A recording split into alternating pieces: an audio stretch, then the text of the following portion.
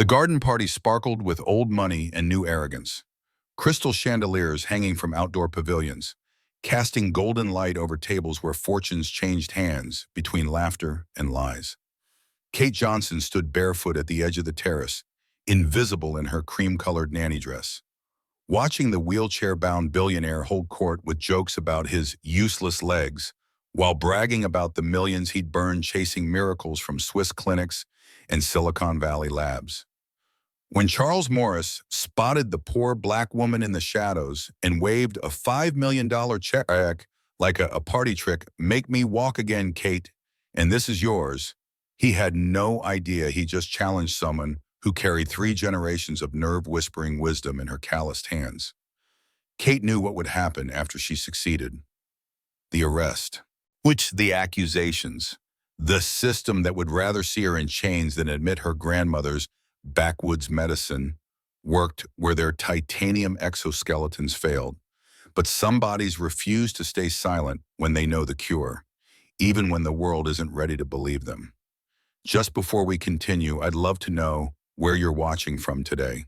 And if you're enjoying these stories, make sure you're subscribed. The Morris estate didn't sleep. It hummed with the quiet machinery of wealth. Security cameras rotating on silent motors, climate control systems breathing conditioned air through hidden vents, motion sensors tracking every shadow that crossed the marble floors. Kate had learned to move through it all like smoke, present but unnoticed, her bare feet making no sound against the cold stone as she carried folded laundry up the spiral staircase at 2 in the morning. She'd been working in the mansion for 8 months, and in that time she'd become what all good nannies eventually become: furniture with a pulse. The kind of person wealthy people talked over, argued in front of, cried beside without ever really seeing. Charles Morris's twin daughters barely looked at her when she braided their hair each morning. His wife Diane, it handed her credit cards and grocery lists without making eye contact. And Charles himself treated her like a particularly useful appliance, something that kept the household running but didn't warrant conversation beyond instructions. Kate preferred it that way. Invisibility was safer than recognition. Her grandmother had taught her that, but invisibility didn't make her deaf, and it certainly didn't silence the songs. She heard them everywhere in this house. The low, discordant hum that radiated from Charles's body whenever he wheeled past her in the hallway. A sound like violin strings pulled too tight, vibrating at a frequency that made her teeth ache. Her grandmother called it the song of the bone, the body's way of screaming what the mouth refused to say. Kate had been hearing these songs since she was 6 years old. Is sitting beside her grandmother in their small Alabama kitchen while neighbors came through the back door with their secret pains. Migraines the doctors couldn't explain, backs that wouldn't straighten, hands that had forgotten how to grip. Her grandmother would place her weathered palms on their skin and listen, really listen. Then her fingers would find the places where the song stuttered, where the body's rhythm broke against old injuries and calcified trauma. And she would coax it back into harmony with pressure and breath and words passed down through generations of women whose knowledge had never been written in medical textbooks. Kate had inherited the gift and the burden that came with it. She paused outside Charles's home gym, watching through the half-open door as he struggled through his nightly routine. His physical therapist had left hours ago, but Charles was still there, gripping the parallel bars with white-knuckled determination, trying to force his legs to remember what they'd forgotten. Sweat darkened his expensive athletic shirt. His jaw clenched so hard she could see the muscle jumping beneath his skin, and the song coming from his lower spine was deafening. It wasn't the smooth, steady hum of healthy nerves. It was broken, fractured, like a radio signal cutting in and out, trying desperately to reach a receiver that couldn't quite lock onto the frequency. She could pinpoint the exact location, 3 inches below his L4 vertebra, where scar tissue had formed a barrier his elite doctors had dismissed as irrelevant. They'd told him the damage was permanent, that his millions would be better spent on robotic exoskeletons and experimental stem cell treatments in Switzerland. But Kate could hear what they couldn't. The signal was still there, weak, stuttering, but alive. Her fingers twitched at her sides. The urge to help was almost physical, a pressure building in her chest that made it hard to breathe. This was the curse her grandmother had warned her about. The gift that wouldn't let you look away from suffering, even when looking away was the smarter choice. Even when helping meant exposing yourself to a world that had burned women like them for knowing too much. Charles's arms gave out. He collapsed back into his wheelchair with a sound of pure rage, sweeping his water bottle off the side table. It hit the wall and exploded, water streaming down the imported Italian tile. Kate stepped back into the shadows before he could see her, before he could catch her watching with the kind of knowing that made powerful men uncomfortable. She continued up the stairs with her laundry basket, the song of his broken body following her like a ghost. In her room, the small converted storage space off the kitchen that Diane had apologetically offered as staff quarters, Kate pulled out the leather journal her grandmother had given her before she died. Its pages were filled with anatomical drawings that predated Gray's Anatomy by centuries, passed down through oral tradition and careful observation. Maps of the body's electrical system that Western medicine was only beginning to understand. She traced her finger over a diagram of the lower spine, and over the notes written in her grandmother's careful hand about the places where the river forgets to flow. Kate closed the journal and pressed it against her chest, listening to the quiet hum of the mansion around her. Somewhere below, Charles Morris was probably pouring himself another scotch, drowning the failure of his body in expensive liquor. And Kate was doing what she'd been doing for 8 months, pretending she couldn't hear him breaking. Charles Morris had been untouchable once, the kind of man who walked into boardrooms and watched billion-dollar companies pivot on his word. He'd built his empire on predictive algorithms and data mining, turning human behavior into profitable patterns, reducing the messy chaos of life into clean, monetizable code. By 35, he'd accumulated more wealth than most nations. By 40, he'd learned that money couldn't buy the one thing he'd taken for granted, the simple act of standing up. The accident happened on a Tuesday. He remembered that detail with crystalline clarity, though the rest came in fragments. The charity gala in Monaco, the after-party on a tech mogul's yacht, the speedboat race that seemed like harmless fun after too much champagne and too many years of consequence-free living. He'd been showing off for a Swedish model whose name he couldn't remember now, pushing the throttle higher, laughing at the spray of Mediterranean water against his face. He didn't see the cargo ship until it was too late. The impact shattered his spine in 3 places. The cold water should have killed him, but his friend's security team pulled him out in under 2 minutes. The best trauma surgeons in Europe operated for 14 hours. They saved his life. They couldn't save his legs. When he woke up in a private hospital suite overlooking the French Riviera, his first thought was that this was temporary, a setback, something money and determination could fix. He was Charles Morris. He'd disrupted entire industries, outmaneuvered competitors who'd been playing the game for decades. Well, a broken spine was just another problem requiring the right solution and sufficient capital. He was wrong. The first surgeon promised him he'd walk within a year. 18 months and $4 million later, Charles could barely feel his toes. The second specialist, a renowned neurosurgeon from Johns Hopkins, suggested experimental stem cell treatments in Japan. Charles spent 3 months in Tokyo, enduring injections that felt like liquid fire in his spine, only to return home with the same useless legs. The third doctor pitched robotic exoskeletons, cutting-edge technology that would let him walk through mechanical assistance. Charles bought the prototype for $7 million. It sat in his gym now, a monument to expensive failure, its titanium joints gathering dust. Each failure carved away another piece of his faith, wicked not just in medicine, but in the fundamental logic that had governed his life, that every problem had a solution if you were smart enough and rich enough to find it. His body had become a betrayal, a system that refused to respond to inputs, that ignored every algorithm and expert analysis.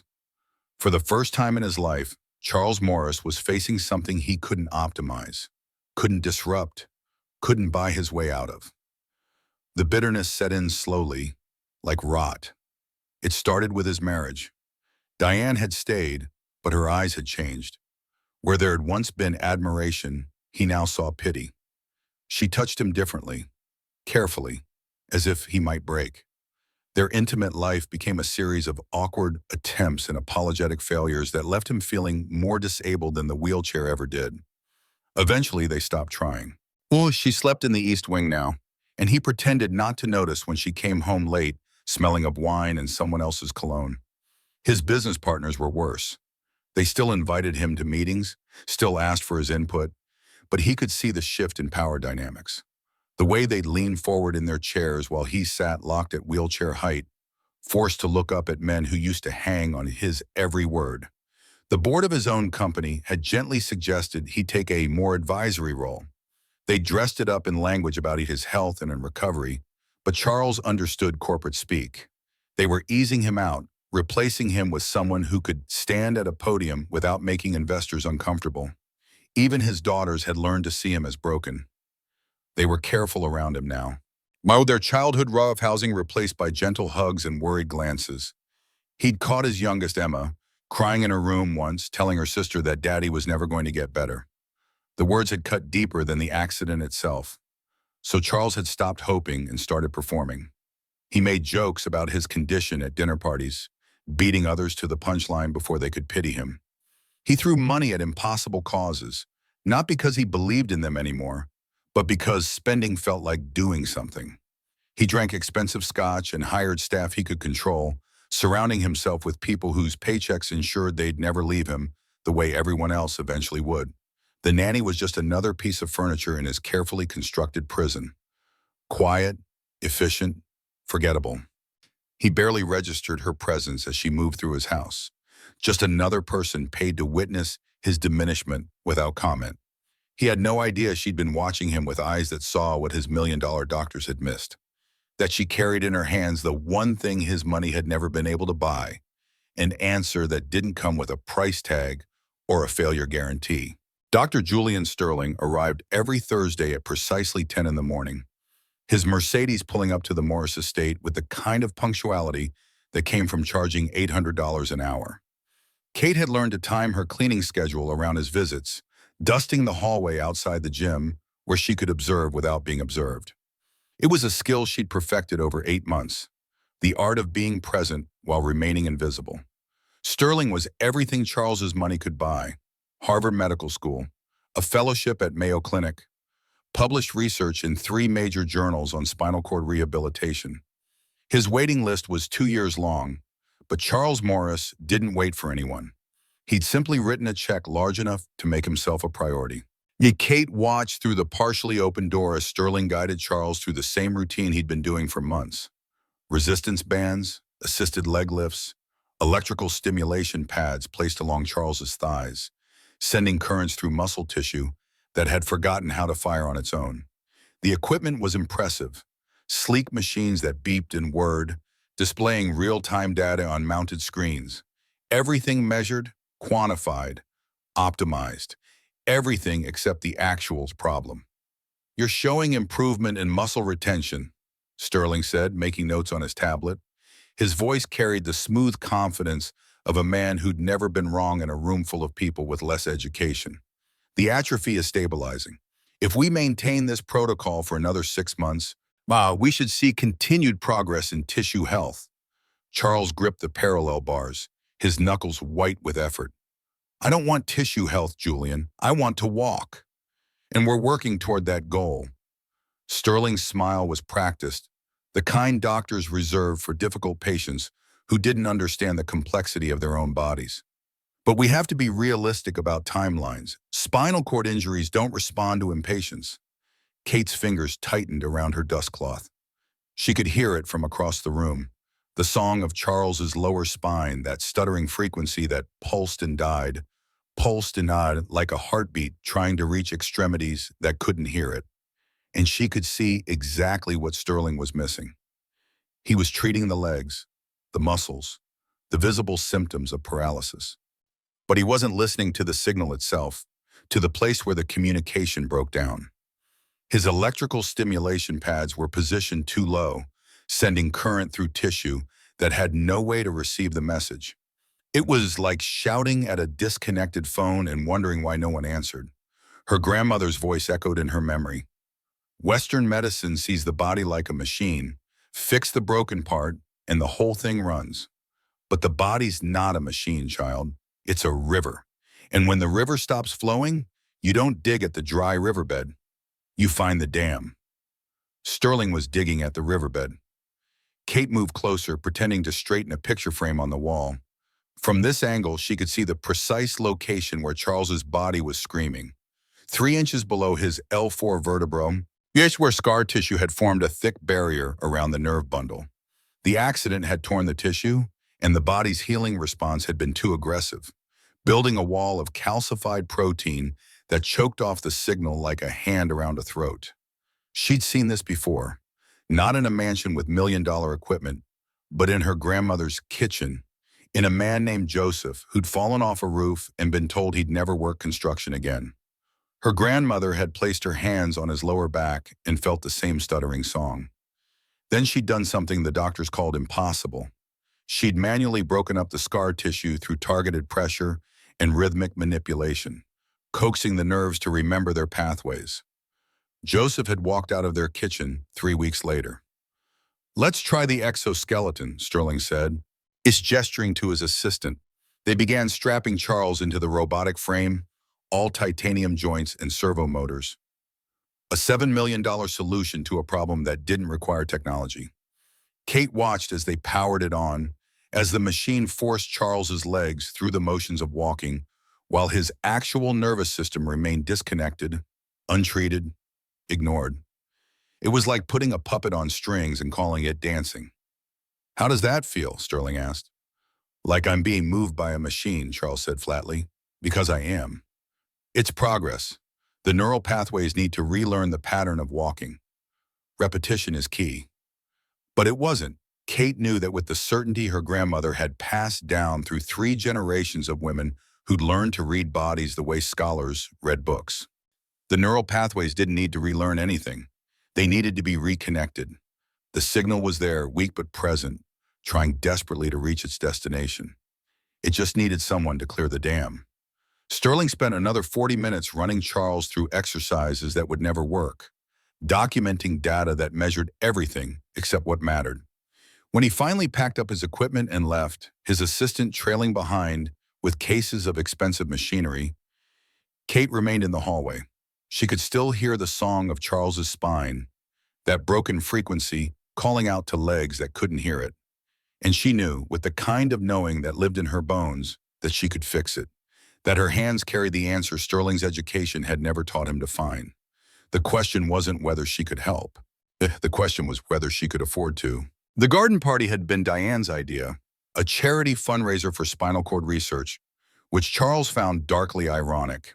He sat in his custom wheelchair at the head table, surrounded by people who'd paid $5,000 a plate to feel good about themselves while drinking wine that cost more than Kate's monthly salary.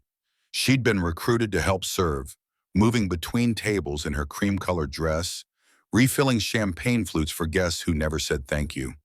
She'd planned to stay invisible, to do her job and retreat to her small room and pretend she hadn't spent the entire evening listening to Charles's body scream across the terrace. But then he'd had too much scotch and too much audience, and the combination made him reckless. "Kate!" His voice cut through the string quartet's gentle melody. "Eesh, come here a moment." Every head turned. She felt the weight of their attention like physical pressure as she approached his table, where he sat surrounded by laughing guests in designer clothes. A woman in a red dress was pointing at Kate, whispering something that made the others chuckle. "My wife tells me you're from Alabama," Charles said, his words slightly slurred, "that your people were healers or some such." Kate's throat tightened. "My grandmother was a midwife, sir." "A midwife," he grinned, pulling out his checkbook with theatrical flourish. "Well, I've spent $17 million on doctors, Kate. $17 million. And I still can't feel my own feet." He scrawled something on a check, waved it in the air. "So here's my offer, $5 million. Make me walk again, and it's yours." The table erupted in laughter. Plus, the woman in red actually applauded. Kate stood there, barefoot on the stone terrace, holding an empty champagne bottle, while wealthy strangers laughed at the poor black nanny being offered money to perform a miracle. She should have walked away. should have smiled politely and disappeared back into the shadows where she was safe. But she could hear his spine singing that broken song, and her grandmother's voice was louder than her fear. The gift doesn't belong to you, child. It belongs to the body that needs it. I'll do it, Kate said quietly. The laughter died. Charles blinked at her, his smile faltering. What? I'll do it, but not here, inside, away from cameras. Something shifted in his expression, surprise maybe, or the first flicker of hope he'd felt in 2 years. He nodded slowly, and his assistant wheeled him toward the house. Kate followed, her heart hammering against her ribs, knowing she was about to cross a line she could never uncross. They ended up in his private gym, the space where she'd watched him struggle night after night. Charles transferred himself onto the padded therapy table, his movements practiced from months of physical therapy. The guests had followed, crowding in the doorway like spectators at a circus, their phones out, ready to record the poor nanny's humiliation. Kate blocked them out. She placed her hands on Charles's lower back, feeling for the song beneath his skin. There, the stutter in the signal, the place where scar tissue had built its dam. Her grandmother had taught her to feel the body's electrical system, to sense the places where energy pooled and died instead of flowing. What are you? Charles started. Be quiet, Kate said, and breathe. She found the exact location 3 inches below his L4 vertebra and began to apply a pressure. Not the gentle, therapeutic touch of Sterling's massages, but deep, rhythmic pressure that followed the pulse of the block signal. Her fingers worked in patterns her grandmother had taught her, breaking up the calcified tissue with targeted force, coaxing the nerves to remember their pathways. Charles gasped. That hurts. Breathe through it. She could feel the scar tissue beginning to yield, the dam starting to crack. The song of his spine was changing, the stutter smoothing into something closer to rhythm. She moved her hands lower to his calves, stimulating the nerve endings that had been waiting years for a signal that never came. 30 seconds. That's all it took. As Charles's right leg twitched, not the involuntary spasm of dead muscle, but a real controlled movement. His eyes went wide. Oh my God. Kate stepped back, her hands shaking. Try to stand. He gripped the parallel bars, his arms trembling with effort and disbelief. And then, for the first time in 2 years, Charles Morris pushed himself upright. His legs shook violently, barely able to hold his weight, but they held. He took one agonizing step, then another, then a third before his strength gave out and he collapsed back onto the table, tears streaming down his face. The room had gone completely silent. Kate looked at the crowd in the doorway, at their shocked faces and raised phones, and felt the cold certainty of what came next settling over her like a shroud. She just performed a miracle in front of witnesses. And miracles, when performed by women like her, had always been called something else. Witchcraft, fraud, dangerous practice. She'd saved him, and in doing so, she'd condemned herself. The police arrived 40 minutes after the miracle. Kate was in the kitchen, washing champagne flutes with hands that wouldn't stop shaking, when she heard the sirens. 2 patrol cars pulled up to the Morris estate, their lights painting the walls blue and red through the windows. She knew even before they walked through the door that they were coming for her. Dr. Julian Sterling had made the call himself. He'd arrived at the estate within 20 minutes of receiving a frantic message from his assistant, who'd been among the party guests. By the time he strode into Charles's gym, his face was the color of old brick, his carefully maintained composure cracking at the edges. Kate heard him from the hallway, his voice rising with each word. Do you have any idea what she's done? Unvetted manual manipulation of spinal tissue?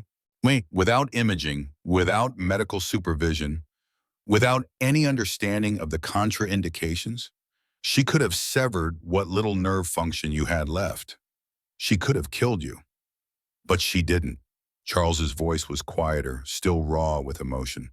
Julian, I walked. For the first time in 2 years, you experienced a temporary muscular response, likely due to dangerous pressure on already compromised tissue. This is exactly the kind of pseudoscientific quackery that gets people paralyzed permanently.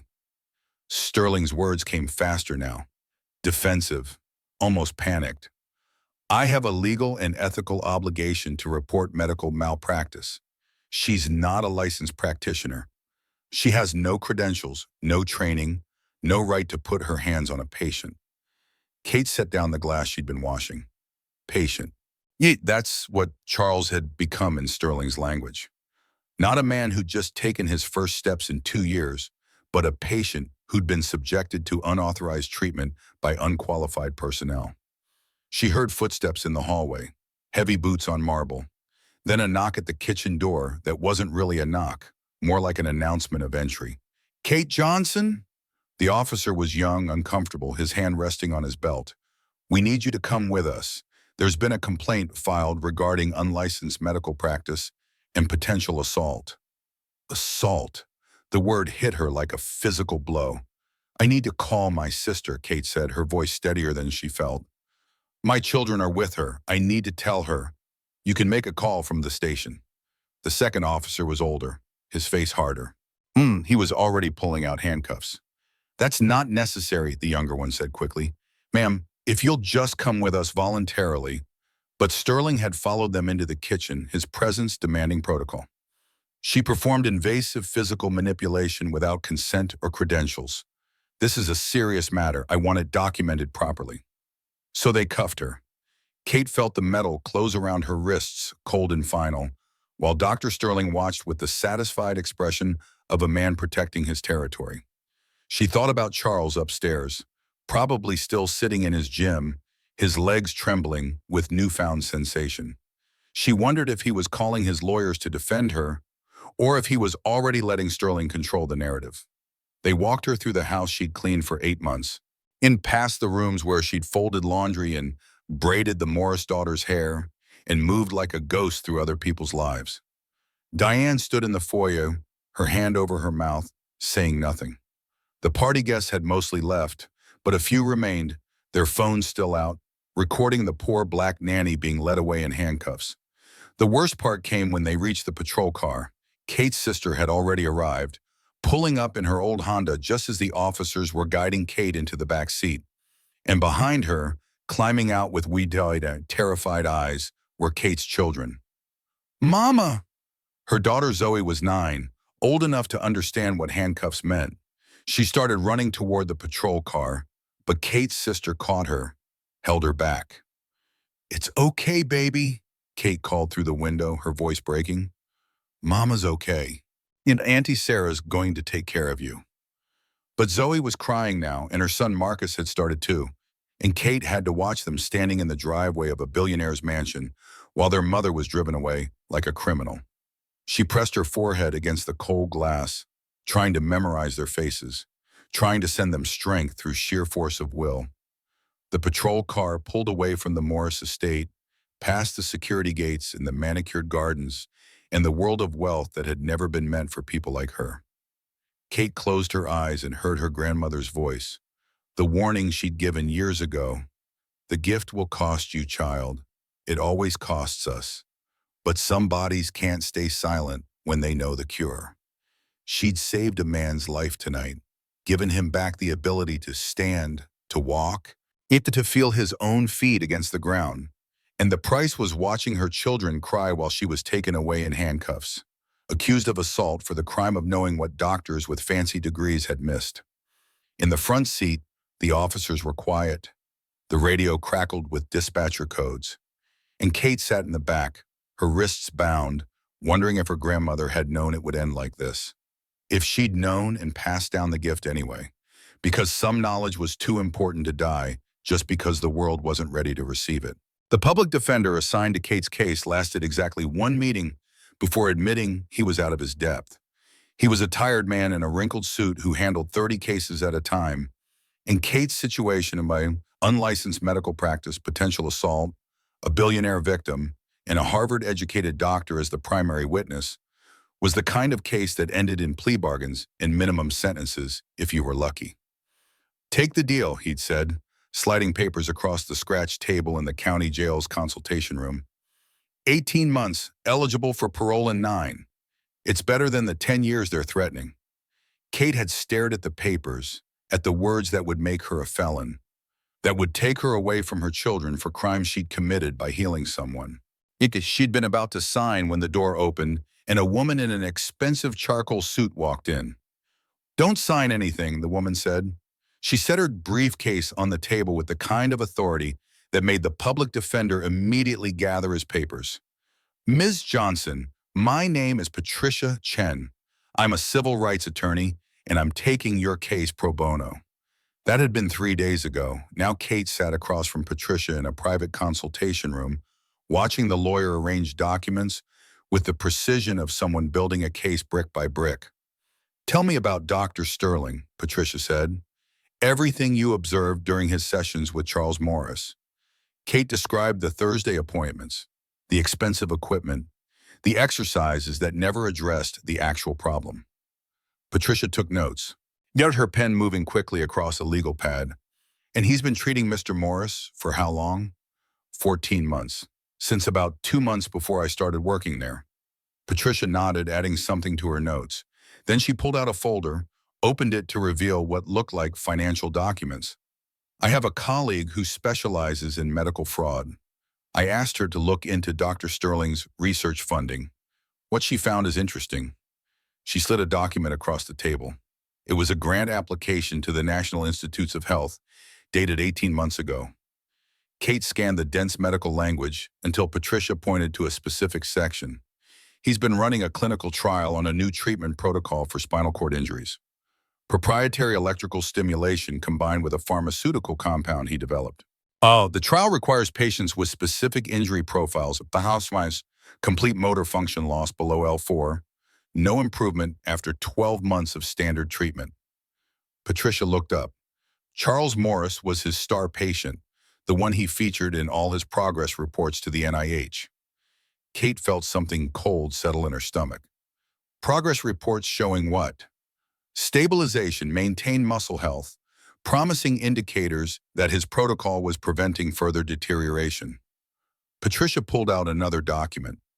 "The grant is worth $12 million over 5 years, but it's contingent on demonstrating that his treatment maintains patient stability better than standard care. If his featured patients suddenly recovered through a different method, the funding disappears," Kate finished, "along with his reputation, his research position, and his chance at FDA approval for his pharmaceutical compound." Patricia's expression was grim. "I pulled his financial records. He's leveraged everything on this research, his house, his practice, his retirement accounts. He's betting his entire future on this grant." Kate thought about Sterling's face when he'd stormed into the Morris estate, the panic beneath his anger. She'd assumed he was protecting his professional pride, defending his expertise against a nanny with no credentials. But it was more than that. She'd threatened his entire livelihood by succeeding where he needed to fail. "He needed Charles to stay paralyzed," she said slowly. "Not paralyzed exactly. Stable, maintained, a perfect example of how his expensive protocol could preserve function without actually restoring it." Patricia tapped the grant application. "My recovery would ruin everything. It would prove his 14 months of treatment were ineffective. It would raise questions about why he didn't identify the scar tissue issue you found in seconds. It would end his research career. So he had me arrested. He protected his investment." Patricia's voice was hard. "And he used the legal system to do it, knowing that a black woman with no medical degree would be easy to discredit. He's counting on you taking a plea deal before any of this comes to light." Kate looked at the documents spread across the table. The paper trail of a man who'd chosen his career over his patient's recovery, who'd kept Charles Morris in a wheelchair for over a year to preserve his research funding. She thought about the Thursday sessions she'd observed. Aunt Sterling going through the motions of treatment while carefully avoiding anything that might actually work. "Can we prove this?" she asked. "We can raise reasonable doubt about his motives for filing charges. We can demonstrate that he had a financial incentive to discredit your treatment." Patricia met her eyes. "But Kate, you need to understand what we're up against. He's a Harvard-educated physician with published research. You're a nanny who performed an unlicensed medical procedure. Even with this evidence, The prosecution will argue that his motives don't change the fact that you broke the law. I saved a man's life. I know, and we're going to make sure the jury knows it too. Patricia began gathering the documents. But this isn't just about what you did. It's about who gets to decide what counts as medicine, who gets to heal, whose knowledge is legitimate and whose is called witchcraft. She paused. Your grandmother's journals, do you still have them? Kate nodded. Good, because we're going to need them. We're going to put 3 generations of healing knowledge on trial and make them prove it's not real medicine. Patricia's smile was sharp. Dr. Sterling wanted to protect his research. Let's see how it holds up when we expose exactly what he was researching and who he was willing to sacrifice to keep the funding flowing. The courtroom was smaller than Kate had imagined, but it felt vast when she walked in wearing the conservative navy dress Patricia had bought for her. The gallery was packed. Journalists, medical professionals, curious onlookers who'd seen the viral videos of the miracle nanny on social media. Kate kept her eyes forward, focusing on the defense table where Patricia waited with 3 leather journals and a cardboard box full of her grandmother's papers. The prosecution had spent 2 days building their case. They'd called expert witnesses who testified about the dangers of unlicensed spinal manipulation. They'd shown the jury Kate's lack of credentials, her high school diploma, and community college transcripts that contained no medical training. They'd painted a picture of a well-meaning but dangerously ignorant woman who'd gotten lucky and could have just as easily killed Charles Morris with her folk remedies. Dr. Sterling had been their star witness, spending 4 hours on the stand explaining in meticulous detail why Kate's actions were reckless, unscientific, and criminal. He'd used words the jury didn't understand: contraindications, iatrogenic injury, evidence-based protocols, building a wall of medical authority that made Kate's 30 seconds of healing seem like primitive superstition. Now it was Patricia's turn. Ms. Johnson, Patricia said, standing beside the defense table, please tell the jury about your grandmother, Esther Johnson. Kate's hands were shaking. She gripped the edge of the witness stand and forced herself to speak. She was a healer, a midwife, not officially, but people came to her for all kinds of ailments: back pain, migraines, nerve problems, things the doctors in our town couldn't fix or wouldn't treat because my grandmother's patients were mostly poor, mostly black, mostly invisible to the medical establishment. And she taught you her methods? Yes, starting when I was 6 years old. Kate looked at the jury, at their skeptical faces. She taught me to listen to the body, to feel the places where energy gets blocked, where nerves misfire, where the body's communication breaks down. The prosecutor stood. Objection. The witness is not qualified to testify about medical concepts like nerve function. Your Honor, Patricia said smoothly, the prosecution spent 2 days arguing that Ms. Johnson has no medical training. We're not disputing that. We're establishing that she has a different kind of training, one that's been systematically excluded from institutional medicine despite its effectiveness. The judge, a black woman in her 60s named Constance Williams, looked at Kate with an expression that was hard to read. I'll allow it. Continue. Patricia picked up one of the leather journals. Ms. Johnson, what is this? My grandmother's anatomical journal. It was passed down from her mother, who got it from her mother. It goes back at least 5 generations, maybe more. Patricia opened it to a marked page and projected it onto a screen for the jury. The courtroom went quiet. The page showed a detailed drawing of the human spine, each vertebra labeled nerve pathways traced in faded ink. Handwritten notes in the margins described pressure points, manipulation techniques, the relationship between specific vertebrae and organ function. This drawing, Patricia said, predates Gray's Anatomy by at least 50 years based on the paper analysis our expert conducted.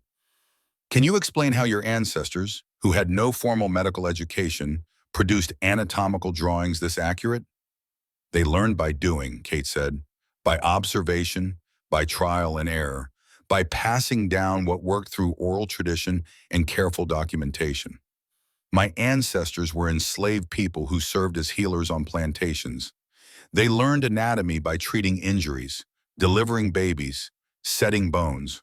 Knowledge that was never written in textbooks because the people who possessed it weren't allowed to read or write in the early generations. She watched the jury absorbing this, saw a few of them leaning forward. After emancipation, my great-great-grandmother continued healing in her community. She taught my great-grandmother, who taught my grandmother, who taught me. Each generation added to the knowledge, refined the techniques, documented what they learned. Kate's voice grew stronger. What I did to help Charles Morris wasn't random. It wasn't luck.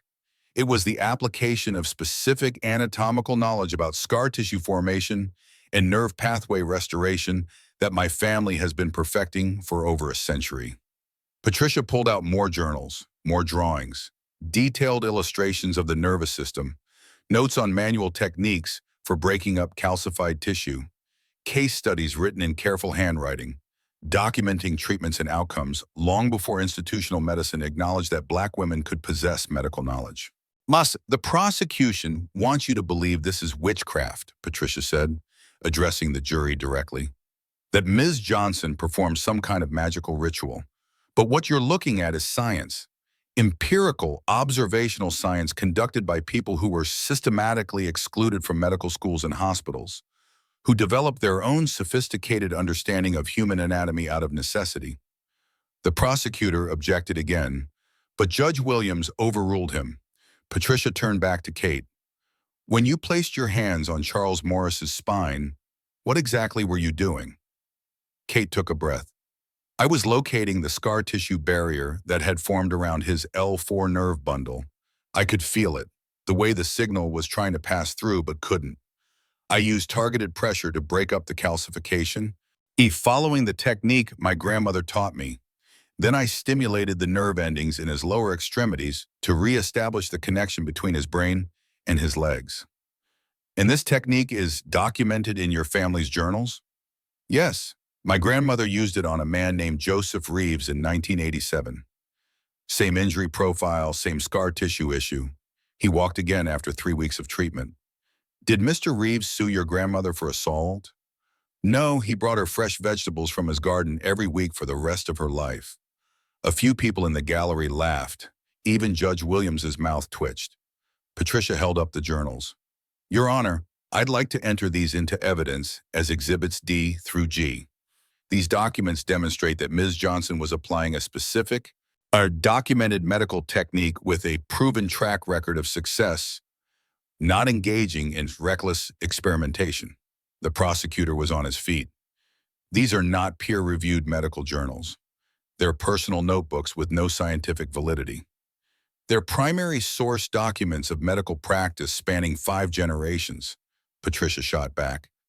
The fact that they were never peer-reviewed says more about who gets excluded from the peer review process than it does about the validity of the knowledge they contain. Judge Williams looked at the journals for a long moment. Then she nodded. Admitted. The jury will consider them as evidence of the defendant's training and methodology. Kate felt something loosen in her chest.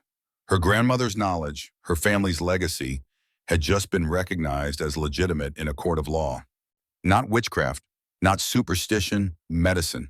The prosecution rested their case on a Thursday morning, confident in their narrative. Dr. Sterling had been unshakable on the stand, his credentials a fortress against Patricia's cross-examination. The medical board representatives had testified that Kate's actions violated every standard of care. The prosecutor's closing argument was already written, a dangerous woman playing doctor, a lucky outcome that could have been a tragedy, the rule of law that protected society from well-meaning amateurs. Then the courtroom doors opened. Charles Morris walked in, not wheeled, not carried, not supported by the robotic exoskeleton that had cost $7 million and gathered dust in his gym. He walked on his own 2 legs, one hand gripping a cane, his gait unsteady but unmistakably real. Each step was deliberate, hard-won, yet the kind of movement that came from nerves that had remembered how to fire after 2 years of silence. The courtroom erupted. The judge's gavel came down hard, calling for order, but the damage was done. Every person in that room had just watched a man who'd been paralyzed walk through the door or under his own power. The journalists were already typing on their phones. The jury sat frozen, their eyes locked on Charles as he made his way slowly down the aisle. Dr. Sterling had gone pale. He leaned over to whisper urgently to the prosecutor, but it was too late. Patricia was already on her feet. Your Honor, the defense calls Charles Morris to the stand. The prosecutor objected. Charles wasn't on the witness list. This was ambush testimony. They needed time to prepare. But Judge Williams looked at the man standing in her courtroom, supporting himself on a cane, and overruled every objection. Mr. Morris, she said quietly, do you need assistance reaching the witness stand? No, Your Honor. His voice was steady. I can walk. It took him 2 minutes to cross the courtroom. Every eye followed him. When he finally settled into the witness chair, he set the cane aside and placed both hands on the armrests, his legs visible beneath the stand, muscles tensing to hold his weight. Patricia approached slowly. Mr. Morris, can you tell the jury about your condition before the night of the garden party?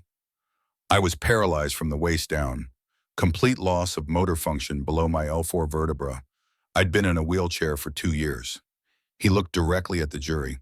I spent $17 million on treatments. The best doctors, the best facilities, fund experimental procedures in 3 countries. Nothing worked. And Dr. Sterling was your primary physician? For 14 months, he came every Thursday, put me through the same exercises, the same protocols, told me we were making progress. Charles's jaw tightened. But I wasn't making progress. I was stable, maintained. That's the word he always used, maintained. Did you ever improve under his care? No, not once in 14 months did I feel anything below my waist. Not until Kate Johnson put her hands on my spine. Patricia let that sit for a moment. Describe what happened that night. She placed her hands on my lower back. Applied pressure, significant pressure. It hurt like hell. But within 30 seconds, I felt something I hadn't felt in 2 years. A tingling in my legs. Then movement. Real movement, not spasms. I stood up. I took 3 steps. His voice cracked. Do you understand what that means? After 2 years of being told I'd never walk again, I took 3 steps. And in the weeks since that night, Charles gestured to his legs. I've been working with a different physical therapist, someone who understood what Kate did and helped me build on it. I can walk now, not perfectly, not without effort, but I can stand at my daughter's school play. I can walk on the beach with my wife. I can feel my own feet. Patricia pulled out a document. Mr. Morris, are you aware that Dr. Sterling filed the criminal complaint against Miss Johnson? I am now. I wasn't at the time. He told me he was protecting me from a dangerous situation. Did you feel endangered by Miss Johnson's treatment? No. I felt hope for the first time in 2 years. Did you consent to her treatment? I offered her $5 million to try. I'd say that's consent.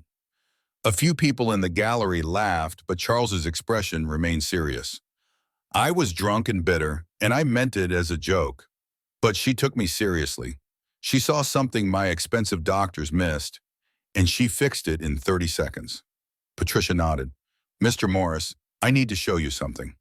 She pulled out the NIH grant documents, the financial records Patricia's colleague had uncovered.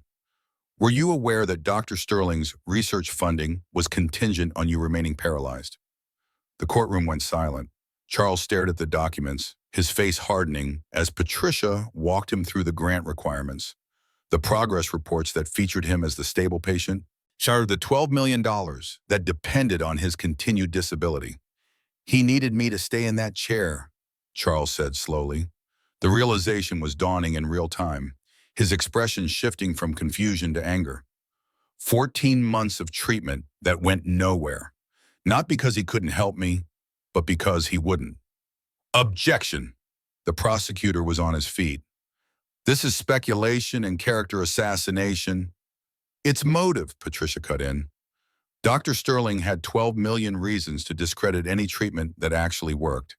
He filed criminal charges against Ms. Johnson not to protect his patient, but to protect his funding. Judge Williams leaned forward. Mr. Morris, I need to ask you directly. Do you believe Ms. Johnson assaulted you? No, Your Honor. I believe she saved me. He looked across the courtroom to where Kate sat at the defense table, tears streaming down her face. I believe she did what my doctors either couldn't or wouldn't do, and I believe the only crime committed was arresting her for it. One more question, Patricia said, in the $5 million you offered, are you prepared to honor that? I already have. The check cleared 3 days ago. Charles smiled for the first time since entering the courtroom.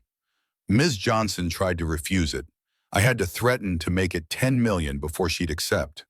The money's going toward opening a medical center that bridges traditional healing practices with modern medicine. I'm funding the building. She's providing the knowledge my $17 million couldn't buy. Patricia turned to the jury. Ladies and gentlemen, the man who was supposedly assaulted just walked into this courtroom and testified that his attacker saved his life. The doctor who filed charges had a $12 million incentive to keep his patient paralyzed. And the woman on trial is guilty of only one thing, knowing what Harvard Medical School never taught. She paused. The question isn't whether Kate Johnson broke the law. The question is whether the law is broken when it criminalizes healing. The prosecutor's rebuttal was weak, defensive, focused on technicalities about licensing requirements. But everyone in that courtroom had watched Charles Morris walk, had heard him testify that Kate had given him back his life while his credentialed doctor had kept him disabled for profit. The jury deliberated for 47 minutes, not guilty on all charges. The building had been a community hospital once back in the 1960s, before budget cuts and consolidation moved all the medical services to the wealthy side of town. It sat empty for 15 years, windows boarded up, parking lot cracked, and overgrown with weeds. Kate had driven past it 100 times on her way to the Morris estate, never imagining she'd one day stand in front of it holding architectural plans and a check for $5 million. Charles had wanted to build something gleaming and new, all glass and steel in a prestigious medical district. But Kate had refused. The people who need this can't afford valet parking and marble lobbies, she'd told him. We build it where my grandmother's patients lived. Where people know what it means to be invisible to the medical system. So they'd bought the old hospital and started renovating. Charles wrote checks, Kate made decisions, and slowly over 6 months, the building transformed into something that had never existed before. A place where her grandmother's leather journals sat on shelves beside medical textbooks, where nerve-whispering techniques were taught alongside MRI interpretation, where the question wasn't which kind of medicine was legitimate, but how they could work together. The Johnson Morris Center for Integrative Healing opened on a Saturday morning in October. Kate stood in the lobby, watching people stream through the doors, former patients of her grandmother who traveled from Alabama, medical students curious about traditional healing practices, and a journalist covering the miracle Nanny who'd beaten criminal charges and changed the conversation about whose knowledge counted as medicine. Her children were there, Zoe and Marcus, wearing their best clothes, still a little uncertain about their mother's sudden transformation from invisible nanny to public figure. Kate's sister Sarah stood beside them, tears in her eyes as she watched her younger sister cut the ribbon on a dream their grandmother had never dared to imagine. Charles arrived late, walking slowly but steadily with his cane. Diane was with him, and Kate noticed they were holding hands, something she'd never seen in 8 months of working in their house. The trial had changed things between them. Watching Charles stand up in that courtroom, watching him choose truth over the comfortable lies his doctors had been selling, had reminded Diane of the man she'd married before the accident had turned him bitter. You ready for this? Charles asked, joining Kate near the main desk where a bronze plaque read, "In memory of Esther Johnson and all the healers whose knowledge was preserved in the margins." I don't know, Kate admitted. 6 months ago I was folding your laundry. Now I'm running a medical center. You're not running it alone. He gestured to the staff gathering in the lobby. Kate had hired carefully, doctors willing to learn from the traditional practitioners, healers willing to work alongside modern diagnostics, physical therapists who understood that sometimes the oldest techniques worked better than the newest technology. Dr. Yolanda Pierce was there, a neurologist from Johns Hopkins who testified as an expert witness during the trial. And she'd examined Charles after Kate's treatment, documented the nerve regeneration that Sterling had missed, and publicly stated that Kate's technique deserves serious clinical study. Now she was the center's medical director, designing research protocols that would finally test whether generations of traditional healing knowledge could withstand scientific scrutiny. Marcus Chen, no relation to Patricia, though they joked about it, was a physical therapist who specialized in spinal cord injuries. He'd spent 2 weeks learning Kate's techniques, his skilled hands guided by her grandmother's journals, translating oral tradition into teachable methodology. And there was Jennifer Okafor, a young woman from Kate's old neighborhood who just finished her pre-med requirements. Kate had hired her as an apprentice, and teaching her the nerve-whispering techniques the same way her grandmother had taught her. Jennifer would go to medical school next year, carrying traditional knowledge into institutional medicine, building bridges from the inside. "We got the first research grant approved," Dr. Pierce said, joining them. "NIH wants to fund a clinical trial on manual scar tissue manipulation for spinal cord injury patients. 3-year study, proper controls, peer review. Everything Sterling should have done instead of keeping patients disabled for profit." Kate felt something tight in her chest loosen. Validation, not just for her, but for her grandmother, for all the women whose knowledge had been dismissed as superstition because it came from the wrong hands, the wrong color skin, the wrong side of the tracks. The morning passed in a blur of tours and demonstrations. Kate showed visitors her grandmother's journals, now preserved in climate-controlled cases, but also digitized and available for study. She explained the nerve-whispering techniques to medical students who took careful notes, their skepticism gradually giving way to curiosity. She watched Marcus work with a patient, his hands following the patterns she'd taught him, and saw the moment when the patient's face changed, that flash of sensation returning to long, quiet limbs. By afternoon, the waiting room was full. People who'd seen the news coverage, who'd heard about the nanny who'd made a billionaire walk, who'd been told by their doctors that nothing more could be done.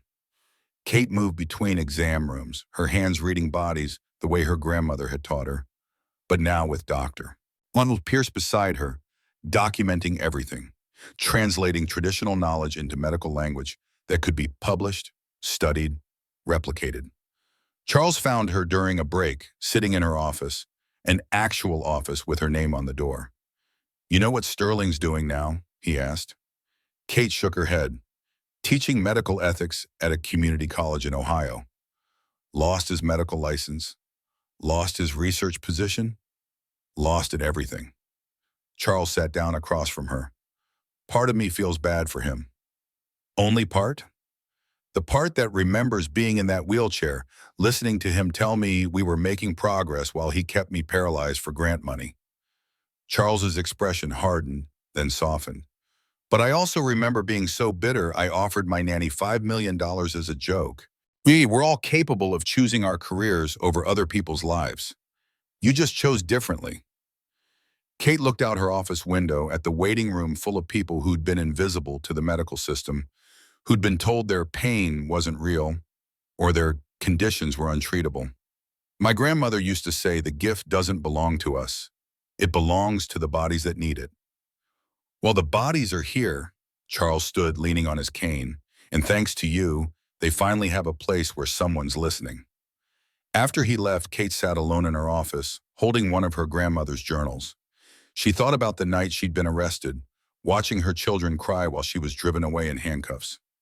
She thought about the trial, about standing in front of a jury and defending knowledge that had been passed down in whispers and careful documentation because the official channels were closed to women who looked like her.